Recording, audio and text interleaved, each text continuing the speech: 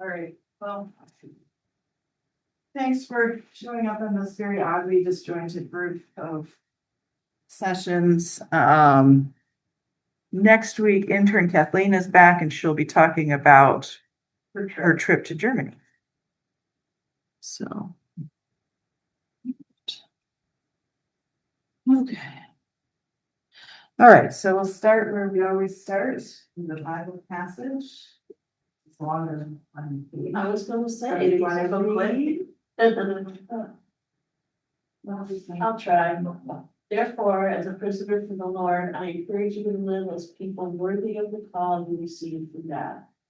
Conduct yourselves with all humility, gentleness, and patience. Accept each other with love and make an effort to preserve the unity of spirit, peace that ties you together. You are one body and one spirit, just as God also called you in one hope. There is one Lord, one faith, one baptism, and one God and Father of all, who is over all, through all, and in all. We started the series in Ephesians and we're ending it with the same Ephesians 4. Let's see that. It's resonating again.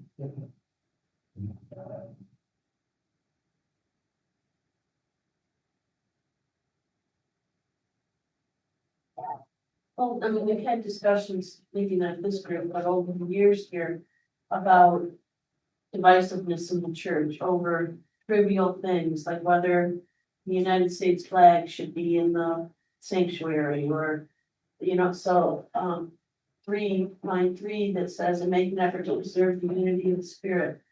The peace that ties you together resonates with me because I feel like I'm always walking back some truths in the spirit of the unity of the congregation. Sure. We're gonna make recognizing that finding that place of agreement is important. Healthy, yeah, It's not but maybe fuzzy with the detail. right. Anybody else?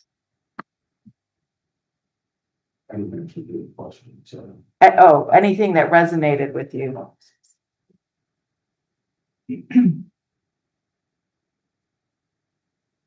Sorry, I don't think I have my projection voice on yet today.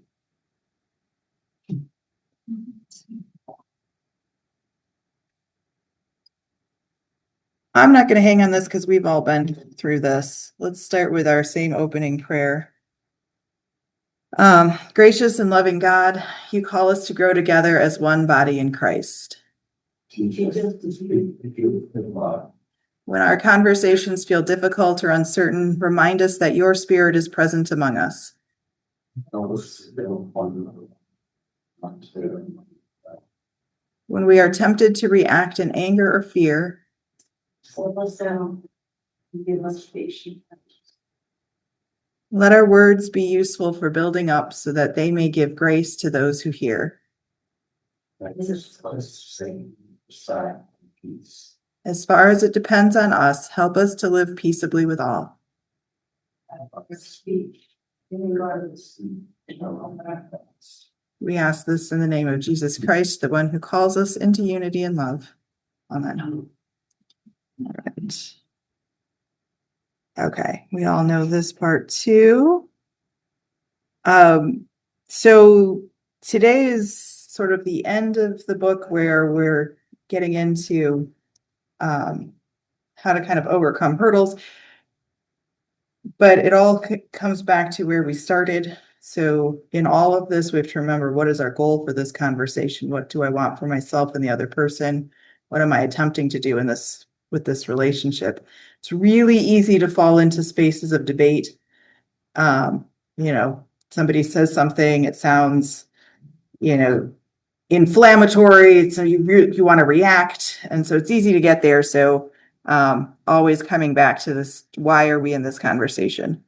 And the whole goal again today is, how do we get everybody to be able to put their information into the pool of knowledge and make that safe? So the slice of the social statement that I have this time is from Article 40 again. So again, focusing on differences. So it is possible to face difference without aggression and with an eye toward the common good. It's even possible to close huge gaps through an exchange of values and ideas that changes all participants for the better. And the solutions found in collaboration are often better, as most of us know from personal and social experience. So again, this is taken out of the social statement. What's standing out to you here as we're maybe relative to what we heard already, or things you're seeing? Well, I have a strategic planning meeting tomorrow, and I've been thinking a lot about this material, because I already know I'm gonna get upset. I already know I'm gonna be in the minority. And like I said earlier, I feel like I'm gonna try to just, although this is counter to, yes, last week's lesson, try to just kind of be passive for the sake of unity. Like, I don't know that my ideas can be, there can be resolution with some other people's ideas, because we have different agendas. We have different, there's not gonna be a time to iron out and find a shared agenda. Right. The supervisor's agenda is gonna be the agenda. Right. So I guess, this idea of, collaborate, like I'm trying to talk myself into being collaborative. Yeah. Even though I feel yourself being ready for argumentative. yeah, because, yeah. I mean, what's hard, I mean, I like the materials we've had, but like what's hard is when there's. I mean, I feel like I'm kind of past being right, wanting to be right all the time, but I've got experiences in my life where I feel like. What I consider right. Is an ethical issue rather than a pragmatic issue. Right. So that's hard to let go of, but I'm gonna try to be correct. And I think you're acknowledging that the supervisor has a set agenda that needs to be met, right? Is good, because then you know what that expectation is. I think there's sometimes room to voice alternative positions, but it's keeping in line with what is today's agenda. That can be hard, right? Like my alternate position takes us this way, which doesn't answer today's question. And how can I focus on my input for today's question? So not silencing yourself, but helping yourself to redirect to having a common direction of solving her initial More long problem. term, Yeah. yeah. I recently labeled myself a sower. Just sowing. Sowing ideas, seeds. Sowing seeds. I'm not the harvester. You got to put them on the fertile ground, remember? No Right. rocks and Yeah. paths and stuff. So Martin brings up an interesting point that all of this works out really well if we are all working toward a common goal, Right. but a lot of us aren't. A lot of us don't see a common goal. We're working for what we want. And the goal is obliterated. So the question is, how can you work backwards from where you are to that common goal where you can come up with it, right? Like, and maybe you're not in a place where that's going to work, but maybe instead of finding the ultimate goal, you find something else you can agree on to start there. But you're right, it's hard. And you know, like if my goal, you know, if our goal is how to that we want to see all people being prosperous, right? Maybe we can start there. Your path is way over there and my path is way over there, but at least maybe there's something. You're right, it's hard. And actually, I'm gonna jump around here. Taking prerogative. But searching, you know, for me, a really good example here is I think we have way too much emphasis. For me, this church has way too much emphasis on generosity. And not that we shouldn't be generous at all, but that resources are taken away from other calls. Sure. But if you read our mission statement, that's our primary, Statement. that's what this church is all about. So then you have to think about, am I going to try to find a common agenda, or am I gonna find a church that shares my, Right, am I shifting the whole of the congregation, or am I identifying that this isn't the right match? Or maybe I don't agree on line 1, but I can act on line 2. Okay, so this is actually the last thing that I had, but I'm gonna go from the back today, I guess. One of the things in the chapter is to set your expectations, and they give this text. Now, there's a lot to say to Uncle Carl sitting at the dinner table, but I mean, it's a paraphrase. So in this scenario, Uncle Carl stands up at Thanksgiving, or sits next to you at Thanksgiving dinner. So you hear what I'm saying, and starts going off on whatever, right? So you might pause. Uncle Carl, I can tell you're really passionate about this, and I would sincerely like to explore and understand your point of view, but I'm pretty sure that it's different from mine, and it would be great to learn more about what you think. I'm committing to listening with an open mind. And I wonder if once I've done that, you'd be willing to listen to my point of view with an open mind. So setting up like, hey, let's have some dialogue about this. I'm open to hearing what you're saying. Would you be open to hearing what I'm saying? And so again, the answer to this could be go fly a kite, in which case, well, let's not discuss this right now. Let's talk about something else, so it doesn't always work. That you come into a happy resolution and everybody's ready. so feeling angry when I feel I'm being patronized, like. Yeah. When I feel my sister is using one of her therapy methods on me. Yeah. No, I know. I can hear that. I mean, that's how I reacted to all that. It was, Carl. it's a little bit, yeah, that's why I say it's a little verbose. I took that verbatim out of the text, just, and every now and again, I'm like, you're really saying a lot here. And it does, it feels a little bit lectury, but I think you could probably sum it up like, hey, Uncle Carl, I think we're probably going to disagree on this. I'd love to hear what you're planning to say. Would you be open to hearing what I say afterwards? Right? I think that's much more concise. Okay, so we've talked about our path to action. We hear or see something. Our head tells a story about what that means. We make a conclusion. It triggers an emotion, and then we act on that, right? So all of those things we see or hear something, and then we move right through all these other steps. Our brain moves for us, it triggers emotions, and then we act on it. And so we talked about that previously. So then the question is,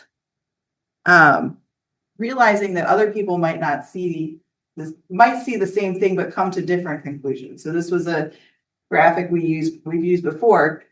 These people are staring at this image. One is seeing it as a 6 and one is seeing it as a 9, right? And so neither is technically wrong. They're just coming at it from a different perspective. So we need to think about how is somebody coming to this conclusion as a rational and decent person.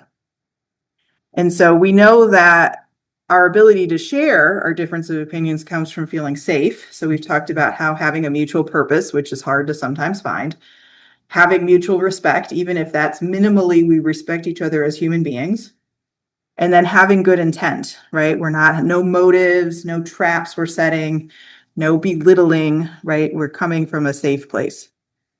Because people will feel defensive when they feel unsafe. And so they'll either step back and not contribute to the conversation, possibly by still talking, but not really adding any information, or they'll get really aggressive with the way they take that to the conversation.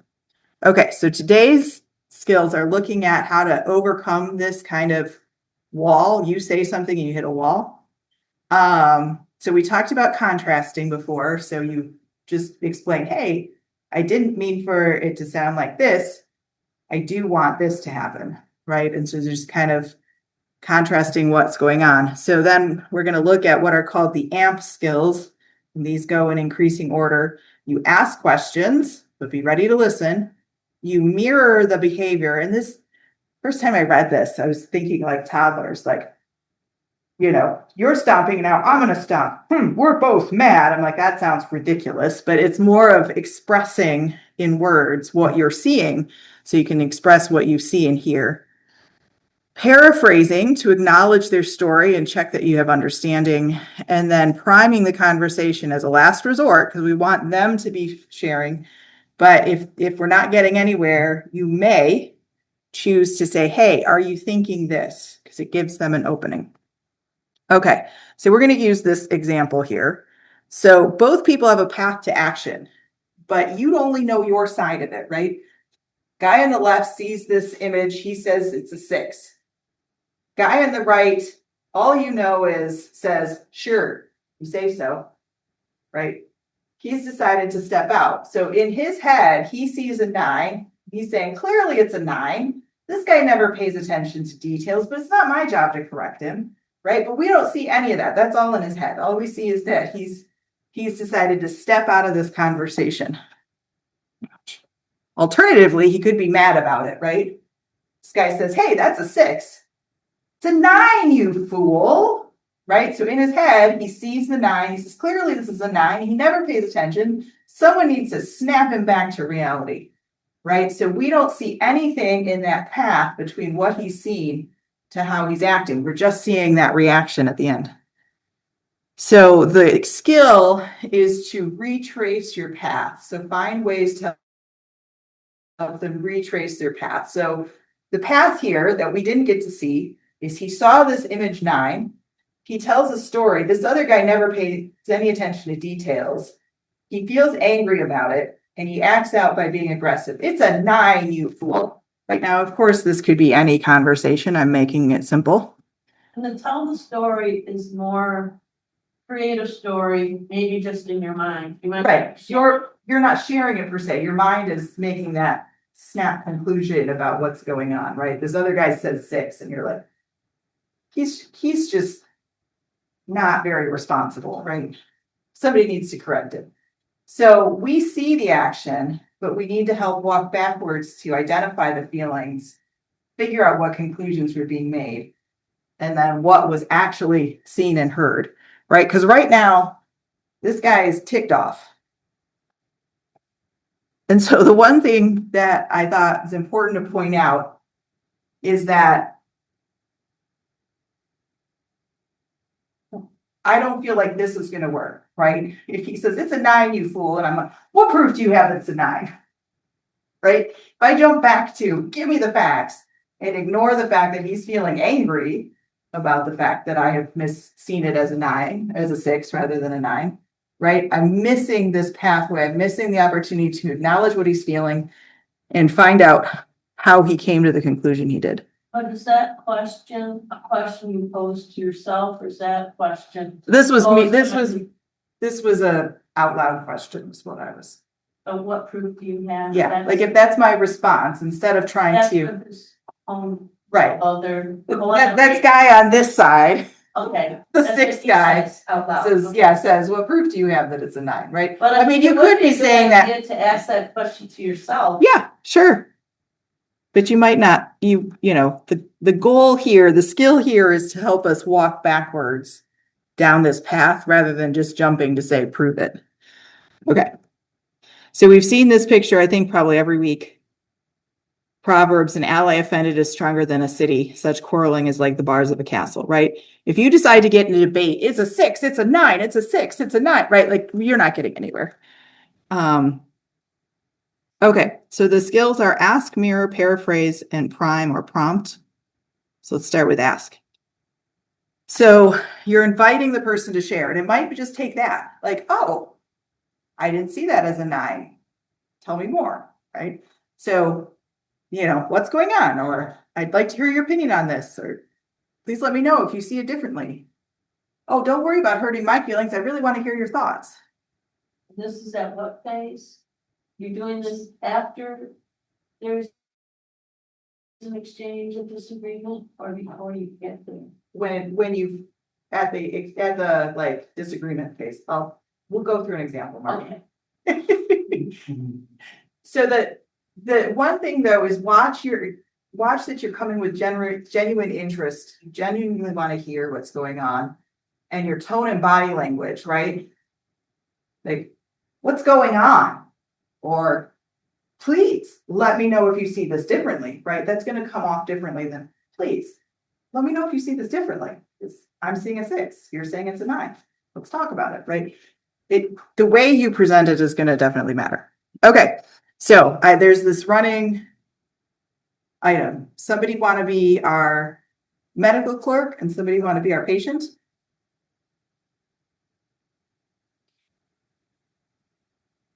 I'm the patient. You'll be a patient, all right? Raise patient. Anybody want to be the Yeah, I'll clerk? be the clerk. All right. Okay, so clerk. Did everything go all right with the procedure, sir? Mostly. Good, great, get out of here, next. Right? Probably missed opportunity to hear from Ray because Ray's really not like Ray's like, yeah, mostly, there's words to be said, right? He's holding back. He's still breathing. Hey, good. Okay, so let's replay this. Let's try again. Did everything go all right with the procedure, sir? Mostly. Oh, was there something that we could have done better? I'll say it hurt quite a bit. All right. So that's not too bad. Now, what if he continues on?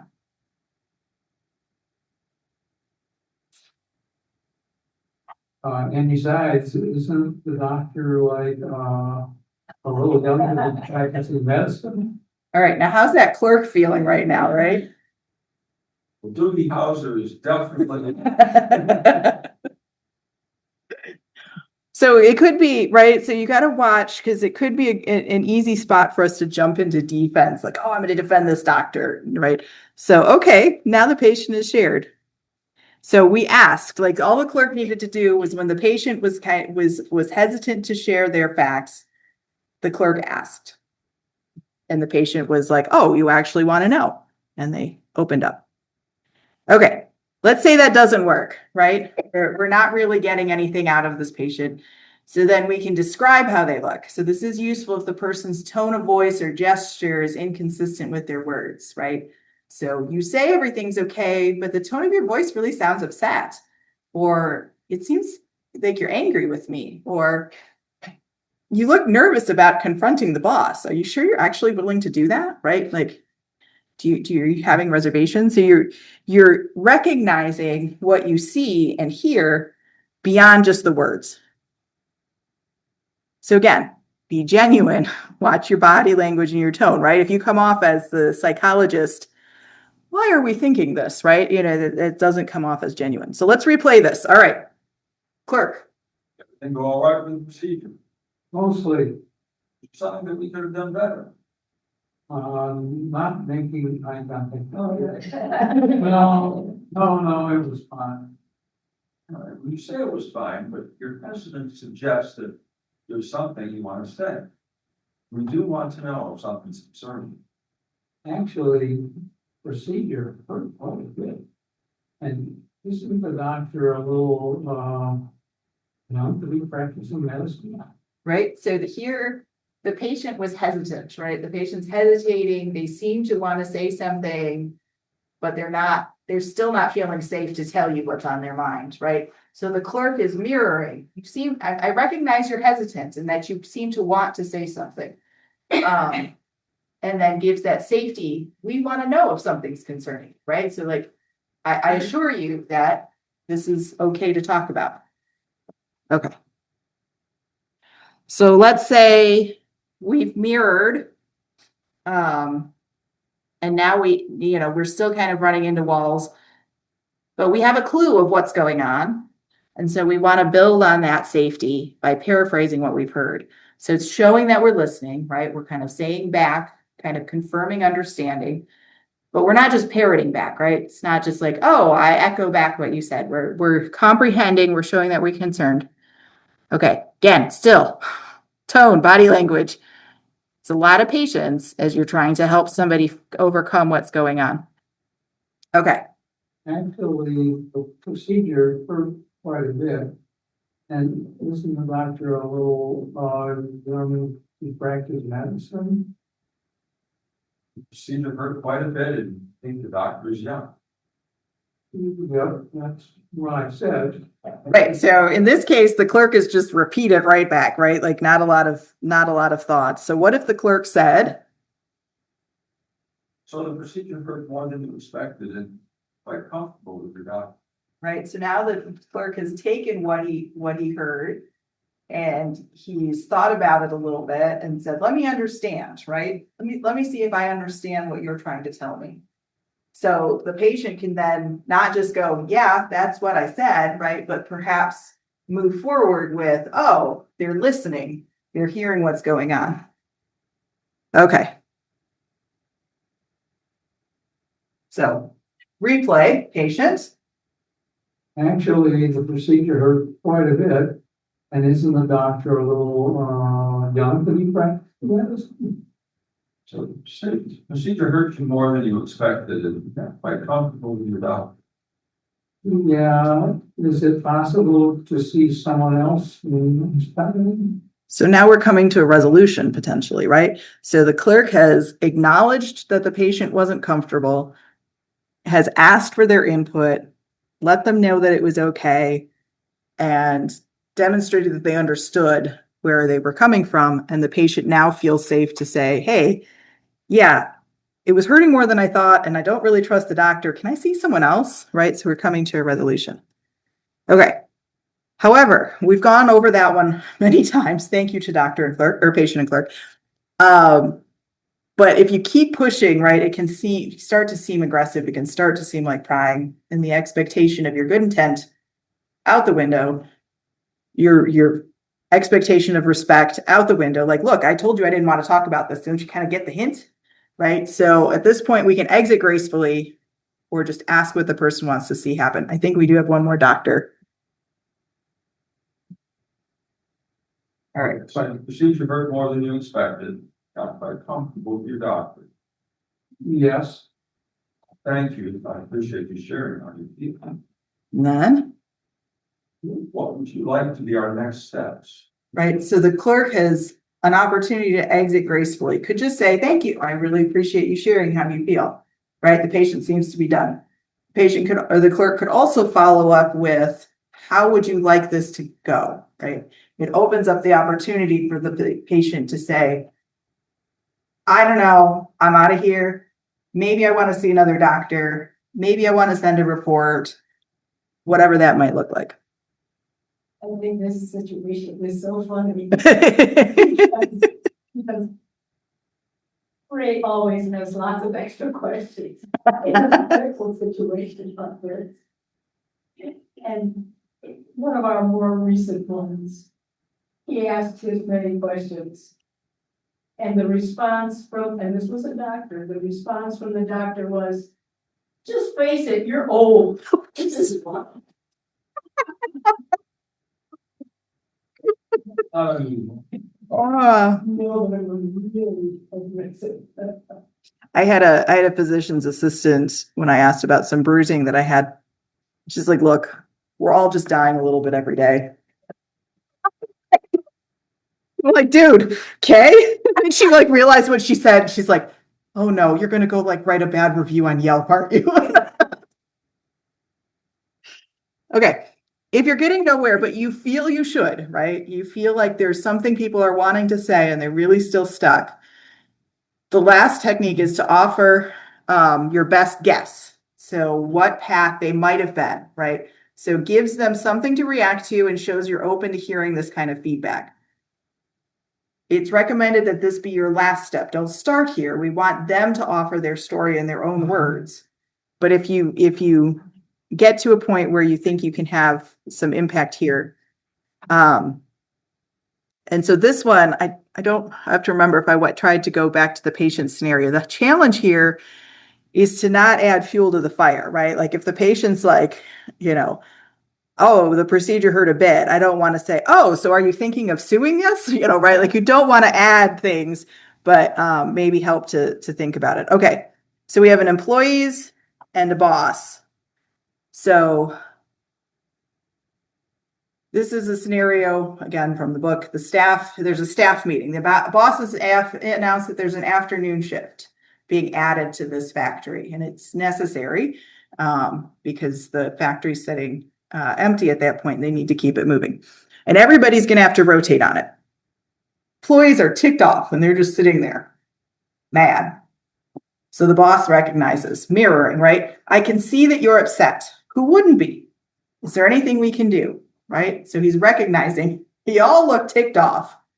The employees, nothing. They're still not saying anything, but the boss, again, really wants to hear what they're saying. So he gives them something, thinking like, why would I be upset in this situation? Are you thinking that the only reason we're doing this is to make money? That maybe we don't care about your personal lives? Okay, so this opens up a scenario. Right? And so an employee jumps in. Well, yeah, it sure looks like that. Do you have any idea how much trouble this is going to cause? And so once you've opened that door, it allows more feedback to happen. So again, the idea of priming is giving them that space to say something they're uncomfortable to say. Nobody wants to say, you're just doing this for the money, man.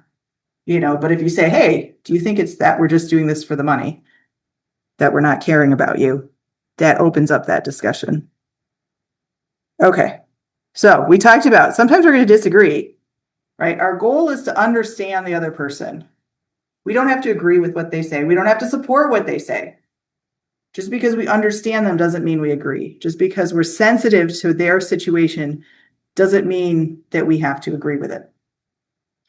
So they give one more little acronym. They like making acronyms out of everything. To agree, build, and compare. Acknowledge where you both meet. Don't fuss on all the little details.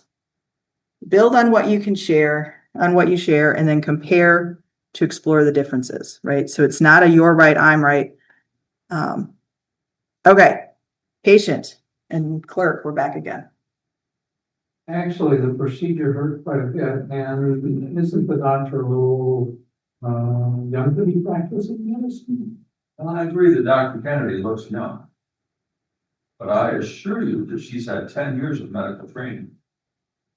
Would you like me to send you the link to her online profile so you can see where she did her medical degree, residency, fellowship? Right, so you're meeting the patient where they are. Dr. Kennedy looks young, and I'm using Dr. Kennedy, that's actually my sister. When she and some of her friends were in residency, they had an Avon party to figure out how to do makeup to make them look older. Because they all looked so young that they were having trouble getting the respect that they needed in the actual clinic space. It was Avon or Mary Kay, one of those, like they hosted. Just borrow teenagers. Out of blue, Right, at that point. Yeah. Ironically, and this is completely tangential, my brother-in-law can sell absolutely anything. And by the end of that, I had bought, I don't know how many different eyeshadows because my brother-in-law sold them. I'm like, dude, man. So they met at a point, right? I agree, Dr. Kennedy looks young. The clerk is building on what they know. I assure you, they've had 10 years of medical training. And then comparing what information I have to what you have. Maybe you'd like to see this information. Okay. You're saying that last scenario is better than asking if they would like to see somebody else? This is better than, reassuring them that. I think it's going to, This is the last resort. All those other things haven't worked. well, this is like a point at which the ABC, the idea is like you've come to a point of disagreement, right? And I was trying to find something that was not offensive to disagree about. I think there's an opportunity to see somebody else. That might not be an option in the practice to see somebody else, right? And so it might be that you need to reassure. Earlier we had, the example of, hey, can I see someone else? And that might be, like, hey, great. So I was just trying to come up with some other ways to choose your own adventure. I would see it as a cop out, but I probably would not respond because I did. Okay, I can look at whatever. Yeah, the- yeah, that's possible. But I think the issue too is, does the patient really think the doctor isn't bold enough, or is that Right, how they're expressing? their discomfort. Yeah. Yeah, And that's why earlier I had it as, I recognize you're not comfortable with the Yeah. doctor, right? I think that's. And that's kind of what you're getting at, right? So in this case, right, so you can think about this being anything. I had another had an example that I was working on the handout, and then I pulled it. But they were talking in the book about a mom and dad who were disagreeing about their son's grounding, right? Son missed their curfew. Mom and dad are going, angrily about this curfew and that they're going to ground him. And dad says, no, he gets to go to sports camp this weekend. And mom's like, no, he's grounded. And they said, if you step back, both of them agree that he's grounded. The challenge is that mom thinks grounding starts today. Dad thinks grounding starts Monday after he's fulfilled this commitment, right? And so you stop and say, we both agree he's grounded. I think it should be for a week. You think the grounding should start Monday after a sports commitment. I think the grounding should start tomorrow, today, whatever, right? So you've set where you do agree and recognize that, added your additional, built on it with your additional information that it needs to be a week. Maybe that wasn't discussed. And then compared, you didn't say your idea of starting the grounding Monday is dumb. You just said, you're thinking this and I'm thinking this. So we're acknowledging that we're both agreeing on the grounding. We're just disagreeing on when it should start, right? And so that takes us away from fighting this way and acknowledging where our disagreement actually is, so that we can have more in specific debate there.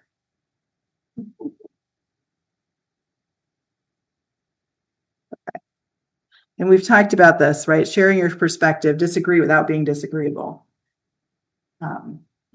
I see things differently. Let me describe how. Come from a different perspective. My data stream's different than yours. Can I share it? My experience has led me to a different conclusion about that. I have a different perspective, right? So not saying you're wrong, but hey, got some different information. Can we talk about that? Is more of the focus. So yes. Yeah. A lot of different directions we can go, but yes.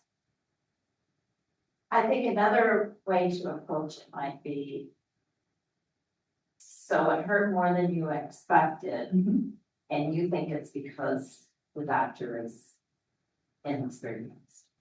Right. Because, Yes. he or she is Yes. young. Yeah, So that's why he's hurt. Right. I think it would be good to clarify Right. why. Yeah. He's, Complaining about that. I don't know, it seems like the two of them are tied together. Right. And you can't really just. I left it, so I deliberately chose you're not comfortable with your doctor because I didn't want to suggest that the doctor was wrong. I didn't want to put the idea of medical error out there because it wasn't clear. Right? You're inexperienced, the doctor did it badly. And so I went with you aren't comfortable with the doctor. Because I left, because that they can say, yeah, they probably don't have enough experience and that's why I hurt more, right? If they could add that to me. But I deliberately didn't, like I thought about that, but deliberately didn't. But maybe it just hurt more because of expectation. Right. Yeah, their expectation was this should be a really easy procedure. Or maybe they expected that we're gonna get painkillers or anesthesia, but we didn't get. It could have been a lot of. So I think there's opportunity to dive into that. I tried to take this down a couple of different pathways, but I think something to recognize where the other person is coming from acknowledging that you're carrying it. All of these help to diffuse the situation. And so, a workplace success story. I might have told this earlier, so I apologize. There's, the infectious disease department in my department. At odds all the time. It doesn't matter, like, there's a long history of the two departments just being pissy with each other. Why? Anyway, yeah, and there's all the stories, right? Infectious disease is just, you know, they don't pay attention and they're just trying to get their stuff out and they crappy science, and infectious disease is like public health is just trying to get in our way, and they don't, you know, they don't think the same way we don't, they don't understand, and like, so it's always a battle, right? So, I happened to see the head of infectious disease, right, new chair, just newly appointed, at a conference, this fall. And I made a point to speak with her. I'm like, hey, good to see you. She's like, oh yeah, I know we're supposed to talk. I'm like, yeah, that's okay, you know, because I try to set up a meeting to get my staff engaged with their team. And she's like, I know we're supposed to set up a time to talk, just haven't done it. She's like fussing with chairs. I'm like, that's okay, no worries. We can, you know, we'll do that, you know, the next month or so. And I said, I just want to, you know, get an arrangement between our teams so I know that we're able to help you. Well, honestly, it's really upsetting that we had asked somebody to do a class and you were going to charge us $300. Huh? I'm like, well, we're for service and we need to pay for our stuff. Yeah, well, I do classes for 40 different departments and I don't charge them. Nobody charges. What are you charging me? And anyway, we spent like $80,000 on statistics in the last couple of years. We got nothing for it. Nothing. You owe us. I'm like, oh mercy. Like, we are going in circles. And I found myself and I paused. I'm like, man, it really looks.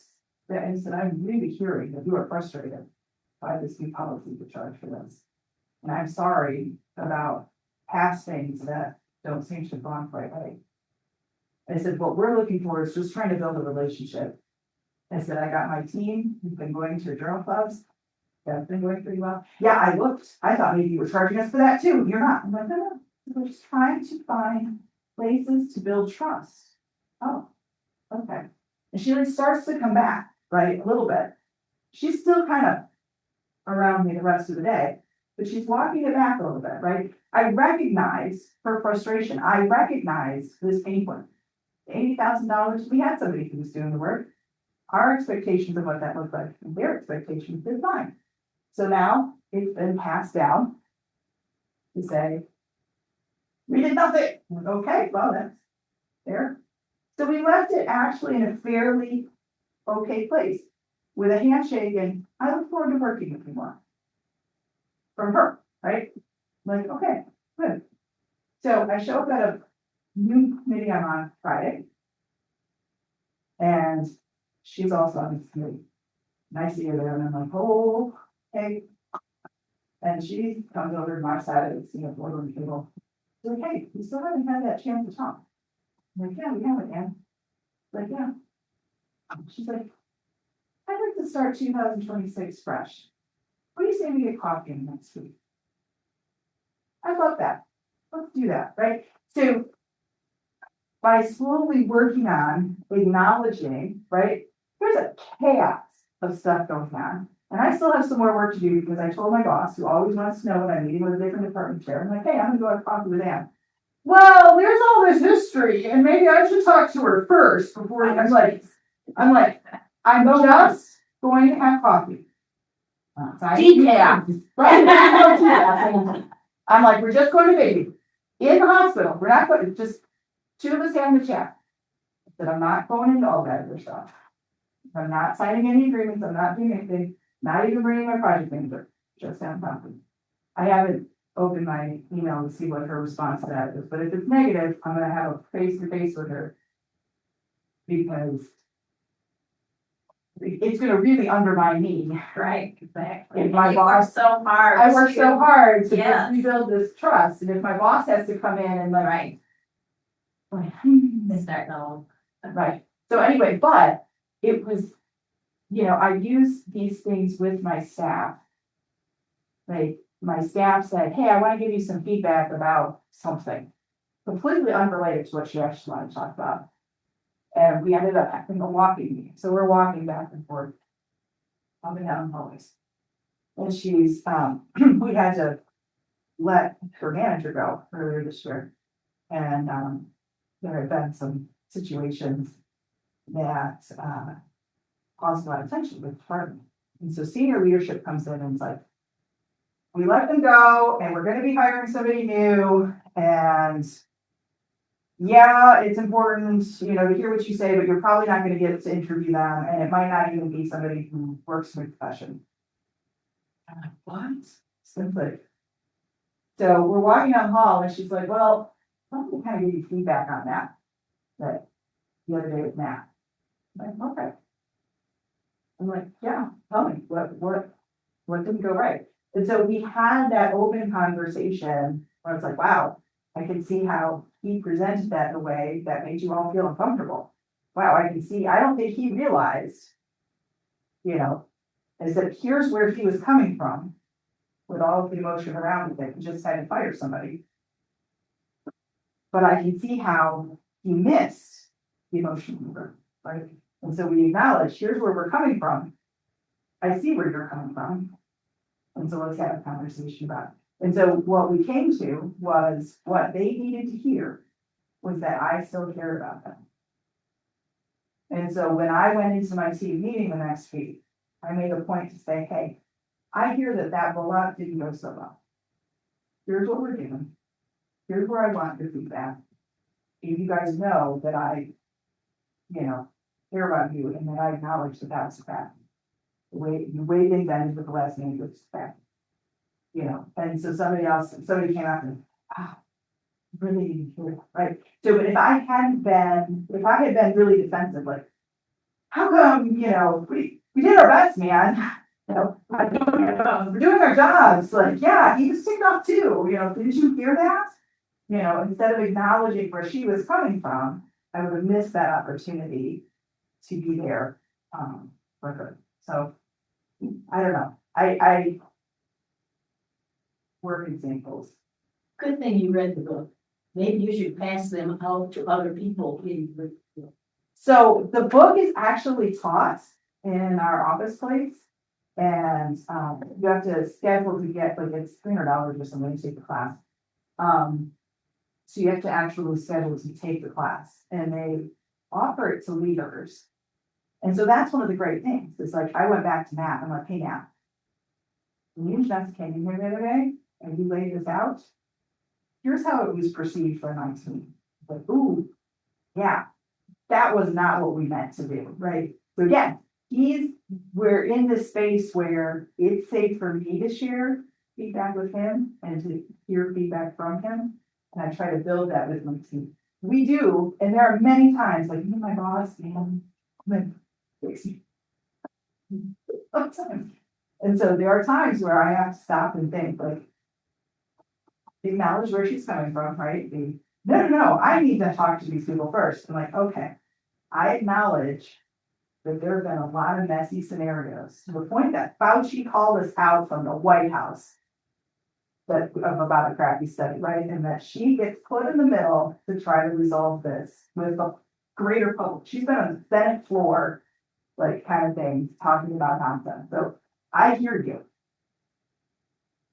I'm looking for coffee and I would let you know what happens next, right? I hear that this is crazy. I acknowledge that. I've been there. I've seen it. I know you've seen more, but I know it. It's a lot. Here's where we are. So, trying to remember to not just go, seriously, why don't you trust me, woman? That's what I really wanted to say. In my workplace, are you part of a university? Are you affiliated with? Affiliated with, MSU. Oh, okay. So to me, one of the problems is siloing, so people are trying to run their department as opposed to functioning in the best interest of the overall organization. And, my boss, my previous boss, she just wanted updates on what I was managing or handling. And so the new boss, every time I just update her, she responds with, well, I think you should say. Yeah. And I find, like, I'm trying to find ways to talk to a boss that's challenging but not disrespectful. And lately I say to her, I know what to say, Donna. Yeah. I'm not bringing this to you for guidance. Right, right. This is. Because bosses tend to think they need to fix everything and, I know how to fix this. I'm just letting you know what's going on. Yeah. My other boss would just say, I just don't want to be blindsided. Let me know what's out there. And that's the challenge I'm running into with mine, right? She wants to know what you're doing. So that way, if she runs into Anne in the hallway, we said, hey, I had coffee with your division head. She's not like, what do you mean you had coffee with me? Which again, we can address that more simply. Oh, I'm glad to hear how'd that go, right? If you don't have to admit you didn't know you were, right? Anyway. If she runs into somebody in the hallway and they talk about this interaction, she just wants to know that the interaction is happening. And so I say, hey, this interaction is happening. And now suddenly she's got to micromanage how it's going to happen. Like, you told me you want to know that it's happening before it happens. You don't know that you need to dictate it. But what I haven't figured out, again, is working back that path. What is it that she's afraid of or sees coming? Is it's always prefaced with, it's bigger than your team. It's bigger than my team. I'm not here to renegotiate this or that or hash out this. I'm building a relationship with another person. But again, I place somebody on a committee. Our team is required to put somebody on the overview board with the human subjects. I can't serve in that role anymore. So I looked at my faculty. I'm like, this guy's basically the only one who is qualified and able. He's going to replace me. Like, hey, Chris, this guy's going to replace me on IRB. I know you haven't wanted me to sit on it. I'm turning it over. You didn't discuss this with me. This is bigger than the whole department. This is bigger than the department. It's not just your division. It is my division because only my division takes the seat. It's my division's job to do this. And she's like, I just wish you discussed the rationale for picking him. Okay, here's my rationale. I have 5 choices. 4 of them are busy. He's qualified. My rationale. The choice was him or me. So she's like, oh, but it's figuring out what is it, what's the best path of communication with her. And it needs to be multi-layered. She works best one-on-one, face-to-face. But if I tell her, I'm gonna put Dr. whoever on the IRB, because XYZ, and don't immediately go back to my office and say, hey, just, to follow up, I'll be starting Dr. X, on committee for XYZ. She'll forget. And then when he starts on the committee, she'll be mad at me because I didn't tell her. Like, but I will say, my husband accuses me of saying things in my head that I don't say out loud. He's like, are you sure you actually told her or you just thought you told her?